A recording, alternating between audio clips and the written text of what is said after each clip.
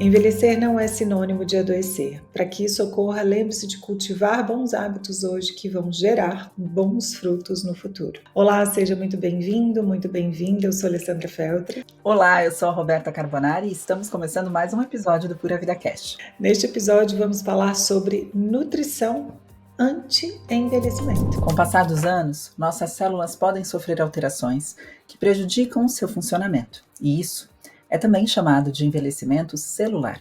E todos nós vamos passar ou estamos passando por isso. E Beta, quando nós estamos expostos a situações como estresse, alimentação desequilibrada, processos inflamatórios, acabamos acelerando esse processo de envelhecimento celular. Exato, Ale. E outros fatores, como a falta de sono, o sedentarismo, o isolamento social, também diminuem nossa longevidade. Verdade. Felizmente, a ciência tem estudado pessoas que vivem mais de 100 anos e tem descoberto alguns hábitos que podem reduzir o envelhecimento celular, e um deles é a nutrição. E para nos ajudar a falar sobre a nutrição e esse processo de anti-envelhecimento, gostaríamos de apresentar nossa convidada de hoje. Ela é nutricionista, educadora física, atleta e mentora em nutrição esportiva de excelência. É autora de diversos livros em nutrição clínica e esportiva funcional. Andréia Naves. Seja bem-vinda, Andréia. Uma honra ter você aqui conosco novamente. Obrigada, meninas. Eu adoro estar aqui com vocês. Obrigada pelo convite mais uma vez para falar de um tema tão importante. Eu espero poder contribuir aí com vocês nesse episódio. Obrigadão. Vai contribuir com toda certeza, como sempre contribuiu nos outros episódios que temos aqui no podcast. E a gente já vai começar pedindo, obviamente, para você explicar aqui para os nossos ouvintes, Andréia, quais seriam os primeiros sinais de um envelhecimento, mas um envelhecimento precoce celular. Então, Roberta, assim, essa questão do... Assim, eu sempre falo que a única certeza que a gente tem na vida é que a gente vai envelhecer, né? A gente pode escolher como envelhecer. E eu sempre digo que o envelhecimento ele não está relacionado à aparência física ou à idade cronológica de um indivíduo, ele está relacionado à idade biológica, né? A justamente o que você falou, que é o envelhecimento celular. O quanto essa célula consegue produzir energia e consegue fazer com que todos os processos bioquímicos estejam acontecendo em equilíbrio, nos trazendo saúde, né? Então, para mim, saúde está relacionado a esse equilíbrio no funcionamento das nossas células. E a gente sabe, a gente até pode dizer hoje em dia que, por exemplo, existem pessoas jovens, cronologicamente falando, né, então 25, 26, 27 anos, que já têm células muito envelhecidas, porque já tem ali uma obesidade instalada, tem um processo de resistência insulínica, ou bebem muito e comem só junk food, tem um estilo de vida sedentário, e tudo isso está contribuindo para que esse equilíbrio no funcionamento celular esteja prejudicado. Então já são pessoas que têm um envelhecimento celular já muito jovens. Então, essa questão do envelhecimento, que a gente tanto fala hoje, está muito relacionado ao nosso estilo de vida e o quanto esse estilo de vida impacta nas nossas funções, nas funções vitais do nosso organismo. E a boa saúde está relacionada a isso. Os primeiros sinais, né, eu diria, que você me perguntou, seriam principalmente, né, questões relacionadas à falta de energia, à baixa cognição, né, a perda da memória, baixa cognição, um funcionamento intestinal inadequado, dores musculares, articulares, sem causa aparente, uma disfunção mitocondrial que está relacionada à falta de energia, a capacidade de detoxificação desse indivíduo mais prejudicada por um consumo excessivo de substâncias tóxicas, né, de uma alimentação só de processados e ultraprocessados. A gente entende que os principais sinais e sintomas estão relacionados a essas questões que comprometem o nosso bem-estar diário, a nossa vida diária. Então, envelhecer todos nós vamos. A gente pode escolher como envelhecer. Né? Exatamente.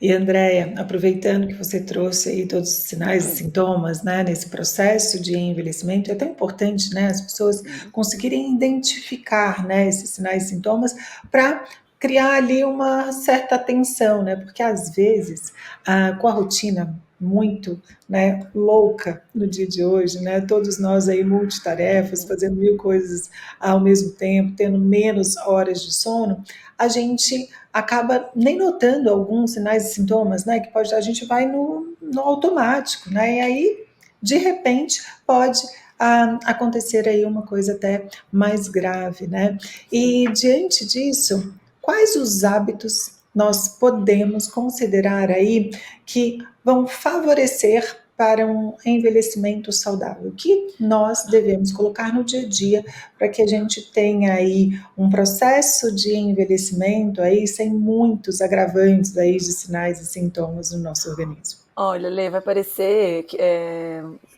é tão mais simples do que a gente imagina, sabe? Já sei disso, né? Que eu vou falar, provavelmente as pessoas já sabem.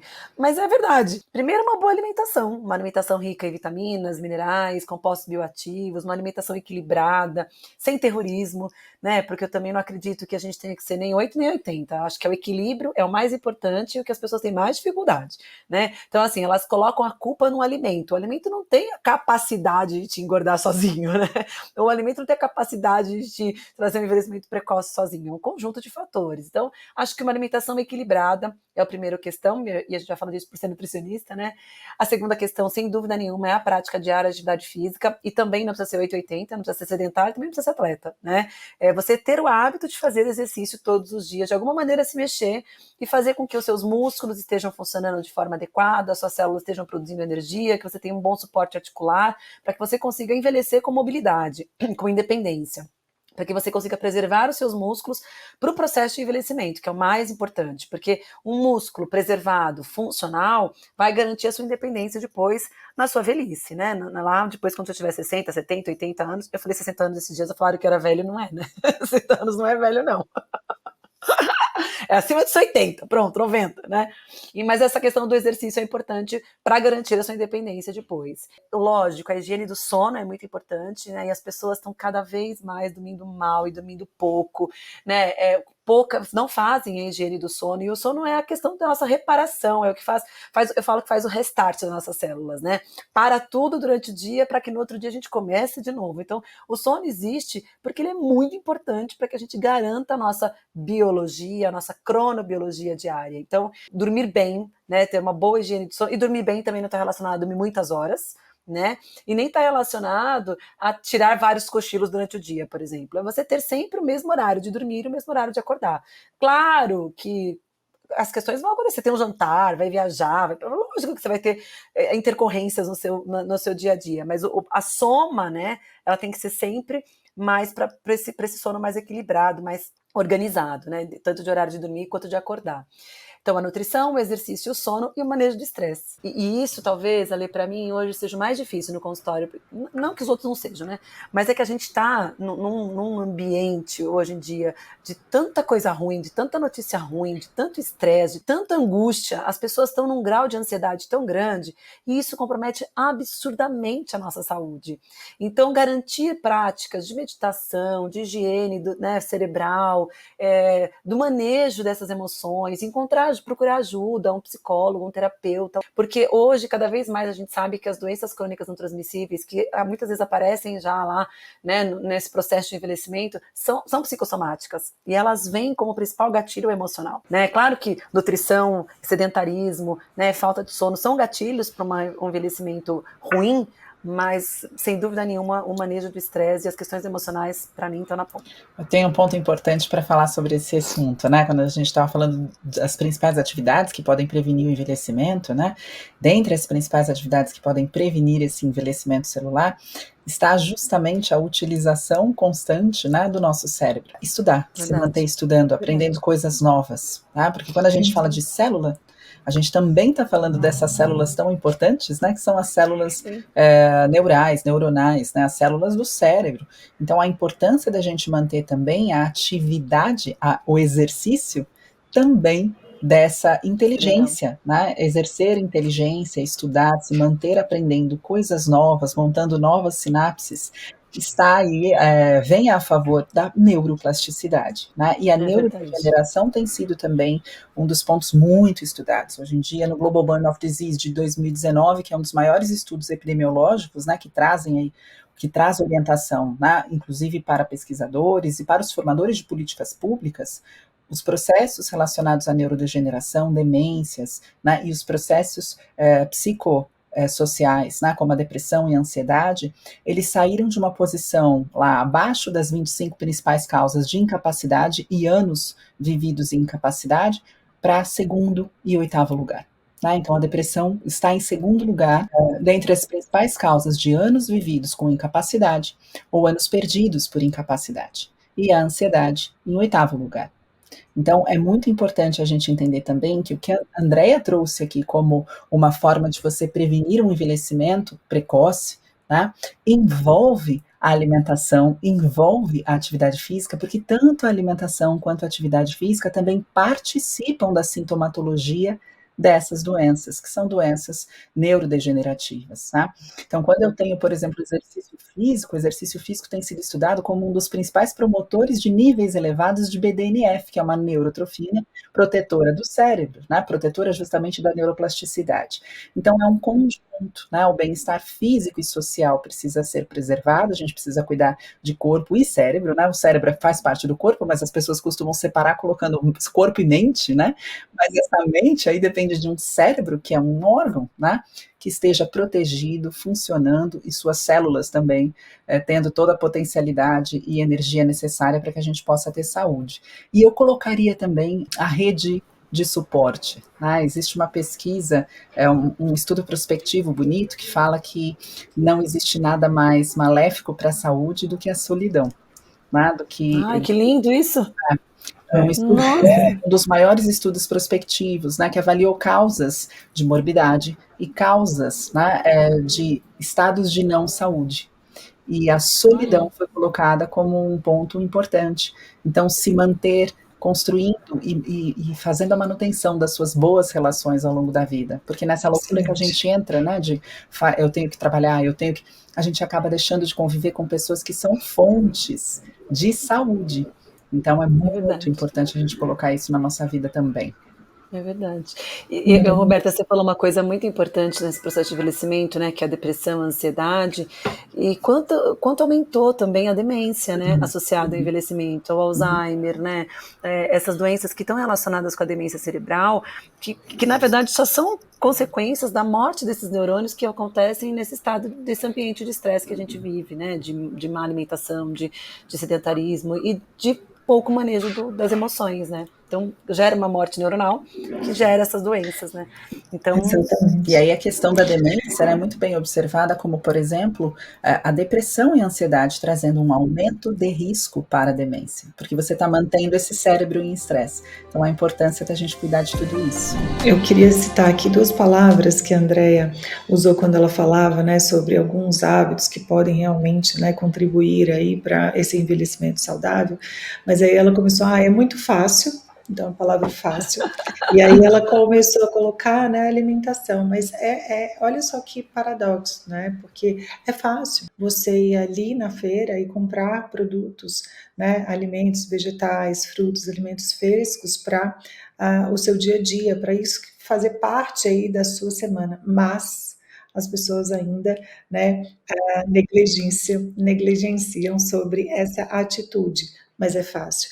E o difícil, né, do manejo do estresse, né, que você citou aqui também, é difícil, um dos pontos mais difíceis é o manejo do estresse, né, por tudo que nós estamos vivendo, mas que ainda assim nós temos aí atitudes que são fáceis de colocar no dia a dia, como você citou, né, uma meditação, um exercício de respiração, um ritual matinal que você tenha, né, 2 minutos dedicado a si, ao seu cuidado, ou um ritual aí noturno dedicado a si, né, aos seus cuidados, né, então desde você preparar bem o seu quarto para dormir, desde você preparar um chá, né, desde fazer fazer uma uma oração, reflexão, desde né? fazer uma oração, então são cuidados que muitas vezes, né, a gente negligencia mesmo e deixa passar, né, mas são Verdade. 2 minutos de manhã, 2 minutos que podem trazer aí uma certa facilidade aí para manejar esse estresse. E a Roberta trouxe muito bem, eu acho que quando a gente fala da atividade física,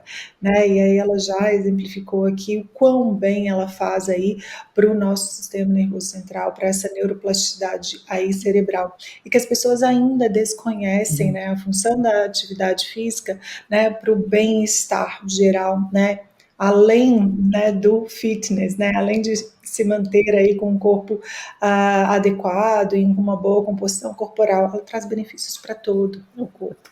Aí quando a gente fala de energia, e você citou, né, de manter uma boa função mitocondrial, né, uma boa produção de energia para a gente fazer as nossas atividades diárias, a atividade física também vai estar contribuindo aí nessa produção de mais mitocôndrias, tornando essas mitocôndrias aí mais eficientes através da alimentação ali com compostos ativos também, que são super bem-vindos, né? O corpo é muito perfeito, né, Lê? Eu vou dar uma aula semana que vem, que é conexão intestino, músculo, cérebro. Ai, que demais. Então, assim, tá tudo interconectado. É porque eu vou falar de exercício na função cerebral e o impacto que ele tem na questão intestinal, né? Porque o exercício facilita a absorção de vários nutrientes em nível intestinal que vão atuar na função, na capacidade mental. Mas olha como é tudo tão conectado, é tudo tão interligado e as pessoas ainda insistem em separar o corpo humano. E esse separar o corpo humano fica muito claro para mim, né? Porque como eu atendo aí as mulheres normalmente aí na perimenopausa, menopausa, acho que todas nós, porque a expectativa de vida só aumenta, né? E essa mulher vai chegar no nosso consultório nessa fase, né? Ela está vivendo mais, está passando aí por mais sinais e sintomas que são agravados, né? Pelo estilo de vida. E algumas pessoas, né, pensam que cuidar dessa mulher neste período de perimenopausa e menopausa é apenas aliviar aqueles sintomas que muitas pessoas acreditam ser comuns, né, como uma insônia, os calorões, o suor noturno, né, ou a decréscimo aí da libido. Mas tantos outros acontecimentos, né, estão aí, né, no organismo da mulher nesse momento, né, devido ao declínio desses hormônios nessa fase, desde uma saúde óssea, que a pessoa com osteopenia, ela não sente dor, né? Ela não sente nada. E existe uma janela de oportunidade que nós profissionais precisamos cuidar e olhar para essa mulher de forma integrada, não só pensando nos 5 sinais e sintomas que todas têm conhecimento e que acreditam ser mais comuns, né? Porque outras coisas estão acontecendo no organismo, né? Então a gente precisa olhar esse corpo de forma integrada. Uma saúde cardiovascular, por exemplo, né? Quantas doenças cardiovasculares matam em mulheres na menopausa, tem um alto índice de mortalidade. E também é uma doença silenciosa, né? As mulheres não sentem nada, mas sim, essas alterações hormonais levam aí um prejuízo nas funções de certos tecidos. Então, a gente tem uma janela de oportunidade que a gente precisa cuidar, que a gente precisa ter esse olhar com atenção. De novo, né? Reforçando o que você trouxe. Olhar o corpo como um todo, não separar, né?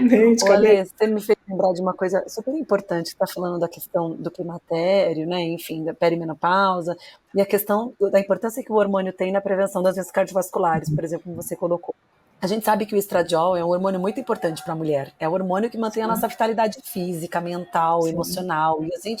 E infelizmente existe uma cultura, né, nessa mulher não produzir estradiol, até por uma questão de contracepção e muitas vezes muito precoce nas meninas, de estar tomando pílula contraceptiva oral para inibir a produção de estradiol e, consequentemente, inibir a ovulação, né? E aí atuando como contraceptivo.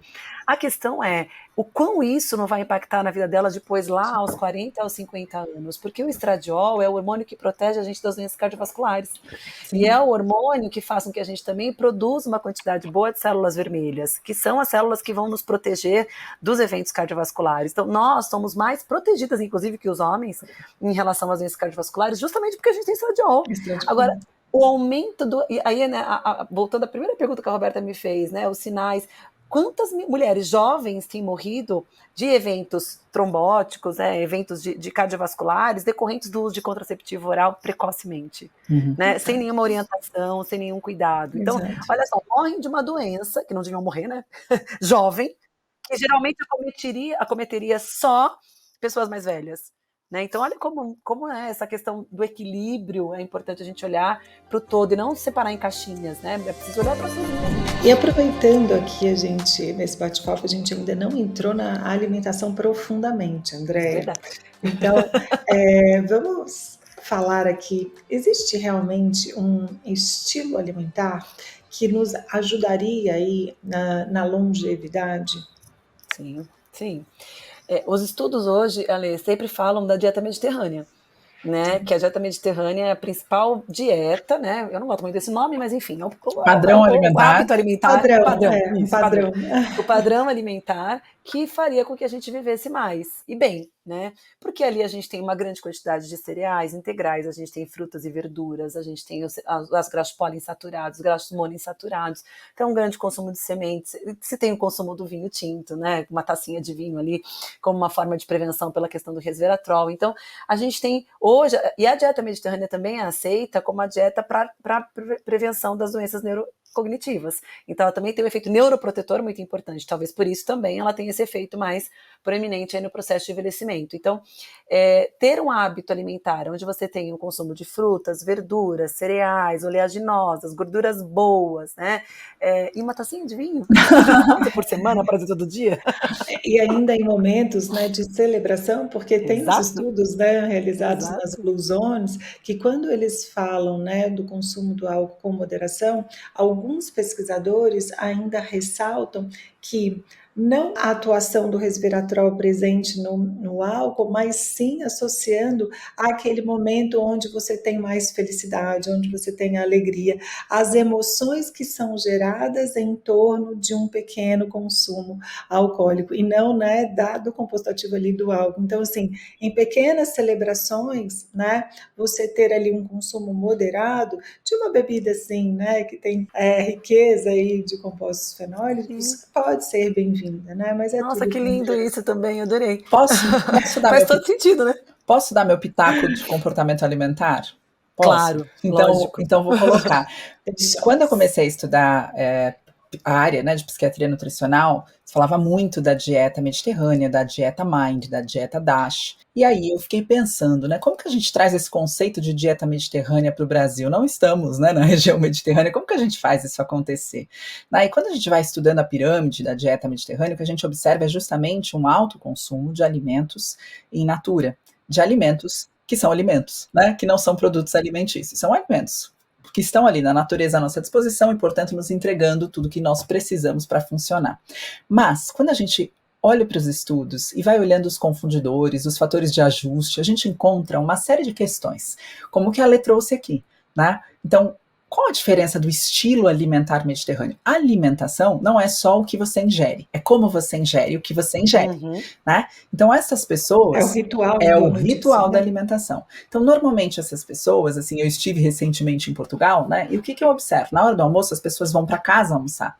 Elas almoçam com seus familiares. Elas têm, no almoço, por exemplo, os 2 dedinhos de vinho, mas elas têm ali uma riqueza de alimentos, de legumes, de verduras, de peixes, de frutos do mar, enfim. Elas têm um momento de sentar, almoçar, confraternizar, socializar, né? Entregar ali, chorar, se for um dia estressante, se renovar energeticamente e voltar ao trabalho, né? E o mesmo acontece à noite, né? Quando se reúnem com a família, num horário que não é o horário que nós estamos acostumados aqui no Brasil. Então, nós jantamos aqui no Brasil, né? Muitas pessoas relatam no consultório, eu vou jantar 21h30, vou jantar 22h30. Isso não acontece na região mediterrânea. Então, alguns estudos trazem que não é somente o que se come num padrão mediterrâneo, mas como a alimentação acontece no padrão mediterrâneo, né? Como se come, com quem se come, que horas se come, interfere totalmente nessa questão da longevidade. E é ótimo você ter trazido, né, o Beta, quando a gente vai para a Europa, né, Portugal, seja Itália, a gente observa bastante isso, né? Eu morei na Itália e é muito claro, é muito evidente, né? Todo esse ritual. Por exemplo, a última refeição do dia, ela não passa das 7 horas. Muitas vezes eles chamam e reúnem os amigos a partir de 6 horas da tarde. Quantas vezes eu fui convidada para poder fazer um jantar às 6 horas, 6h30 da tarde, e como eu trabalhava da Itália no horário do Brasil, eu falava, gente, eu tô ainda trabalhando, no Brasil estou trabalhando. Então, eu falava, Felipe, como que eu vou fazer? Eu não consigo ir. Então, mas realmente é o que acontece de fato. E uma outra coisa envolve esses rituais, que é a sazonalidade. Né? Então, lá eles priorizam muito a sazonalidade. Eu sinto muita falta de ir na minha feirinha e comprar ali todos os vegetais, os legumes, eu não precisava nem fazer pesquisa no Google o que era sazonal ou não, porque nessa feirinha, toda vez que eu chegava lá, porque eu ia para a Itália e voltava para o Brasil, eu chegava lá, tinha uma banca diferente de fruta. Eu falei, gente, mas cadê aquela fruta que estava aqui? Não tem mais. É claro que no supermercado você acha de tudo, mas nessas feirinhas, não, é a sazonalidade. E o que essa sazonalidade traz? Riqueza de compostos ativos, né? Então, aquela estação proporciona ali para aquele alimento, né, uma maior riqueza dos seus compostos ativos ali, né? E até pegando um gancho aqui no que a Beta trouxe, como que a gente coloca esse padrão mediterrâneo no Brasil?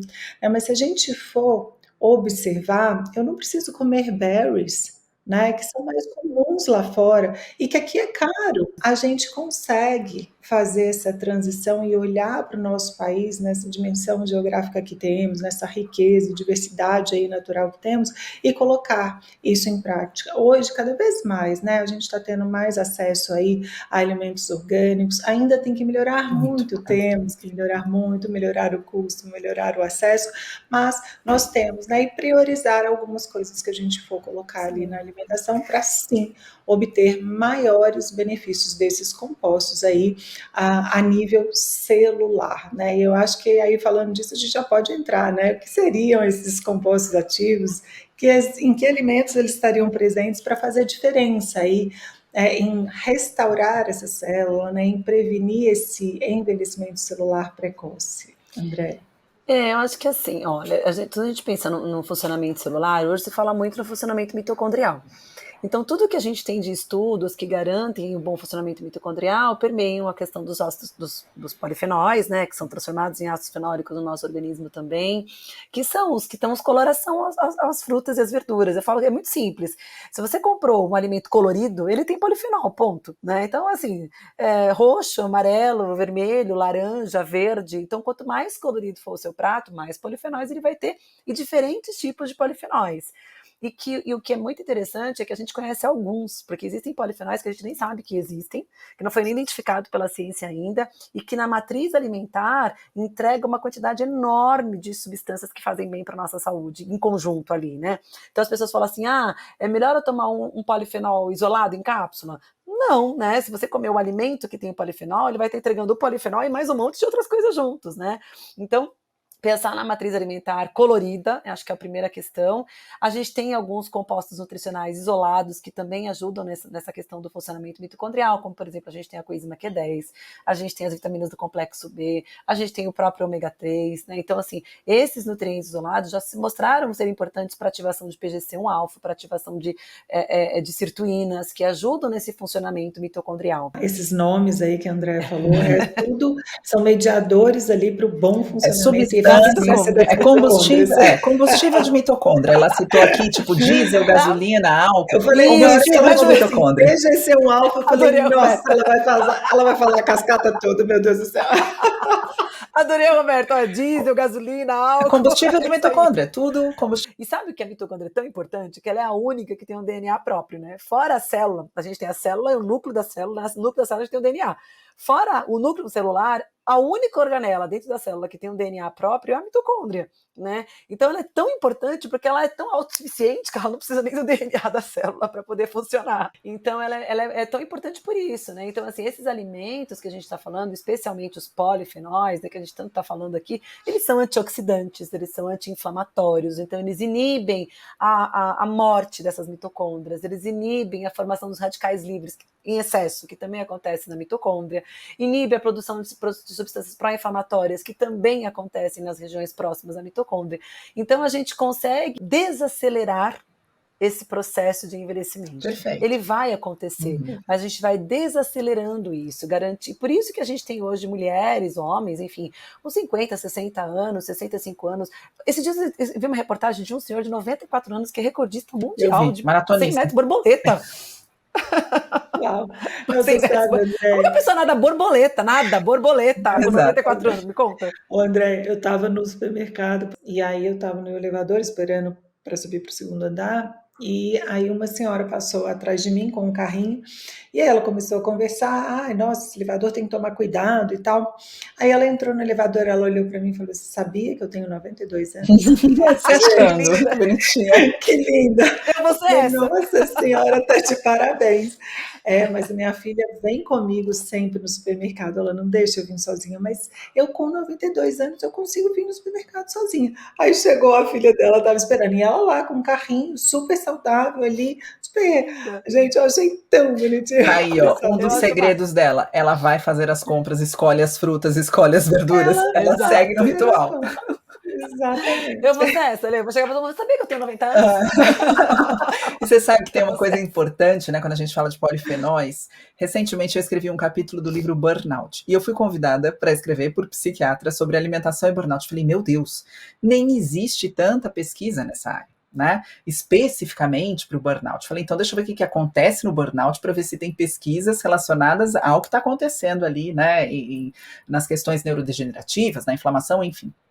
E aí, assim, todos os estudos que eu busquei, né, que tratavam de intervenção nutricional para avaliar sintomas ou redução da sintomatologia de quadros de burnout, continham quem?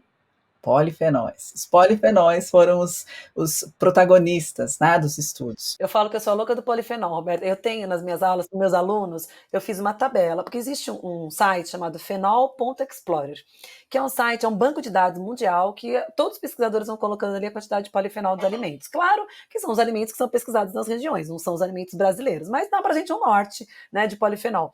Eu fiz uma tabelinha no Excel para meus alunos, colocando os principais alimentos que são prescritos para os brasileiros, né, assim, de que faz parte do hábito brasileiro, e coloquei a quantidade de polifenol por porção. Falei, gente, olha aqui, vocês conseguem montar qualquer refeição riquíssima em polifenol.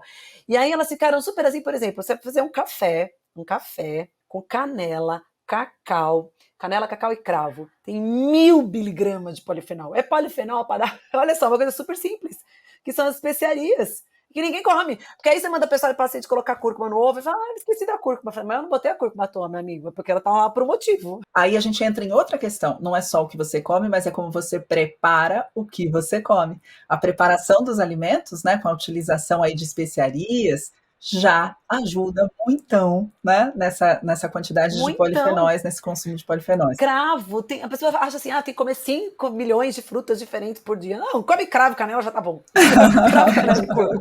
Eu já fico feliz se você comer cravo com canela e cúrcuma, mas vai ter um monte de polifenol. Exatamente, eu acho que esses padrões, né, que a gente vai criando, né, de como fazer e preparar, de como escolher, né, o que escolher, faz toda a diferença para a gente cultivar aí essa longevidade, né. André, que delícia, é sempre uma delícia, né, bater papo com mulher, porque a gente não vê passar o tempo, e na hora que a gente vê, a gente já tá chegando no fim, e aí a gente tem que falar assim, vamos em outro episódio. Mas eu gosto de vocês, por isso que passa rápido. Exatamente. E é recíproco, né, então tá tudo bem. Então, mas a gente também só convida quem gosta da gente aqui, né? Ou quem gosta da gente. Ou quem a gente acha que gosta da gente, né, Ale? Mas a Deia declarou que é real. Quem a gente acha que gosta da gente. A Deia declarou ser real, então a gente já fica muito feliz aqui. Eu acho que isso é o mais legal dentro da profissão, né? Como existe um respeito mútuo, uma admiração mútua, que para mim, nas relações, é muito importante a questão da admiração. Né? Então, as relações, isso também eu acho que faz parte dessa questão de se envelhecer bem, né? Quando você envelhece bem resolvido e respeitando as pessoas ao seu redor, nas suas diferenças, né? E nas suas opiniões. E para mim, eu respeito muito vocês e admiro muito vocês como profissional. Então, isso também torna gostosas as relações e as trocas, né? Então, é muito bom estar aqui com vocês, de verdade. Delícia. Tá vendo, gente? Trabalhar também faz bem para a saúde, para a longevidade. Claro, quando você trabalha com pessoas que você gosta, principalmente. É verdade. Mas trabalhar com quem você não gosta, ninguém merece. Não, deixa estresse, morte celular e envelhecimento precoce. Maravilha. Déia, felicidade, viu, de ter aqui você conosco de novo, compartilhando todo esse conhecimento com muita fluidez, né? Sai tudo assim, gente, de forma muito tranquila, e tenho certeza que todo mundo que está conosco aqui vai aproveitar muito esse conhecimento nesses minutos de podcast. Coma bem, com quem você come importa, onde, né? Você come importa. Exato. cuide da sua saúde, cuide da sua vida, né? Que todos nós, o que nós queremos mesmo é poder envelhecer, né? Eu quero ficar bem velhinha, mas quero estar bem funcional também. Acho que todos nós aqui. Então, sem tomar remédio, né, Beta? E conseguindo levantar. Eu lembro de uma frase do meu pai, ele falava, filha, eu abro o olho todo dia e eu sinto que eu tenho 18 anos. Eu falei, mas você sente o mesmo quando desce da cama? Porque a coluna precisa responder com 18 anos. As pernas. E é isso que eu quero. Eu quero que minha coluna responda como se eu tivesse 18 anos. Queridos ouvintes, eu espero que vocês também tenham aproveitado, como nós aproveitamos aqui esse episódio, e fiquem muito à vontade para compartilhar o episódio com seus amigos, com seus familiares. Caso você tenha gostado desse momento, pode também divulgar o programa para mais pessoas ao avaliá-lo em sua plataforma favorita, de preferência 5 estrelas. Você também pode deixar o like aqui no vídeo se você gostou desse conteúdo, como nós gostamos. E lembrando que o Pura Vida Cast faz parte de todo um universo de conteúdo do Pura Vida Prime, a plataforma de conhecimento da Pura Vida. Acesse então puravidaprime.com.br e transforme sua saúde com a ajuda de renomados profissionais de saúde de todo o país. Esperamos você na próxima semana com mais um episódio que já está sendo preparado aí com todo carinho. Esse foi mais um episódio do Pura Vida Cast, conhecimento para te nutrir sobre as melhores escolhas. Um beijo, Alê, um beijo, Déia, e até a próxima. Beijo. Beijo, Beta, beijo, Déia. Até a próxima. Obrigada.